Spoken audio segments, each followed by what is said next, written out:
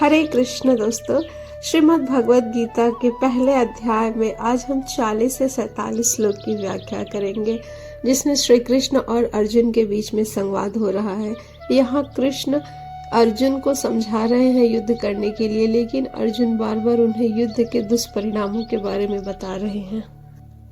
कुलक्षये प्रणश्यन्ति कुलधर्माः सनातनाः, धर्मे नष्टे कुलं कृत्सन्म धर्मोऽभिभवित्, अधर्माभिवभिवात् कृष्ण प्रदुष्यन्ति कुलस्त्रियः, स्त्रीषु दुष्टा सुवर्णेय जायते वर्णशङ्करः, शङ्करो नरकायैव कुलघ्नानां कुलस्य च, पतन्ति पितरो होशां लुप्तपिण्डोदकक्रियाः, दोष रहते कुलघ्नानां वर्णशङ्करकारकैः, उत्साघन्ते जातिधर्मा कुलधर्माश्च शाश्वतः।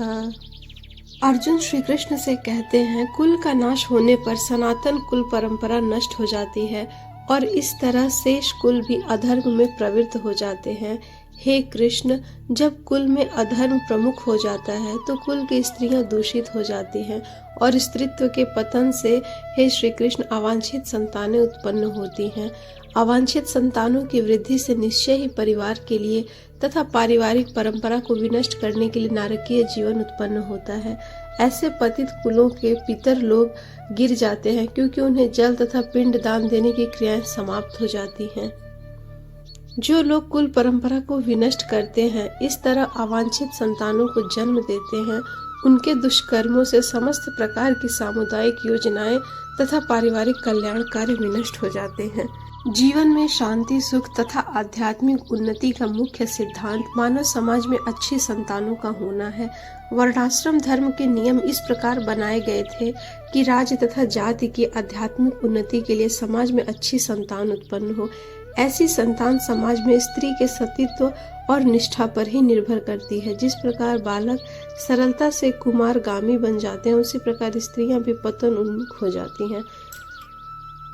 उत्सन्न कुल धर्माणां मनुष्याणां जनार्दन, नरके नियतं वासो भवति तत्यनुशुश्रूषम्, अहोबत महत् पापं कर्तुं व्यवसिता वयं, यद्राज्य सुख लोभेन हन्तुं स्वजनमुद्यता, यदि मां प्रतीकारं शस्त्रं शस्त्रपराणयः, धार्तराष्ट्ररणे हन्युस्तन्मे क्षेमतरं भवेत्। संजय उवाच एवमुक्ताव अर्जुनः शङ्खङ्गे रथोपस्थ, उपाविशत् विसृज्य संसरं चापं शोकसंविघ्नमानसः।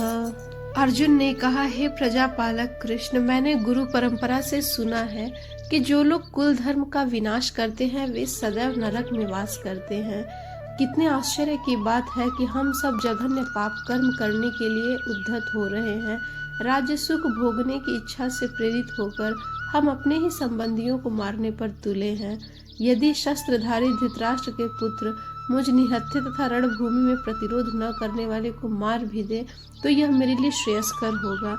संजय ने कहा, युद्ध भूमि में इस प्रकार कहकर अर्जुन ने अपना धनुष तथा बाण एक ओर रख दिया और शोक संतप्त चित्त में रथ के आसन पर बैठ गया। अपने शत्रु की स्थिति का अवलोकन करते समय अर्जुन रथ पर खड़े हो गए थे, किंतु वह शोक से इतने संतप्त हो उठे कि उन्होंने अपना धनुष बाण एक ओर रखकर आसन पर बैठ गए।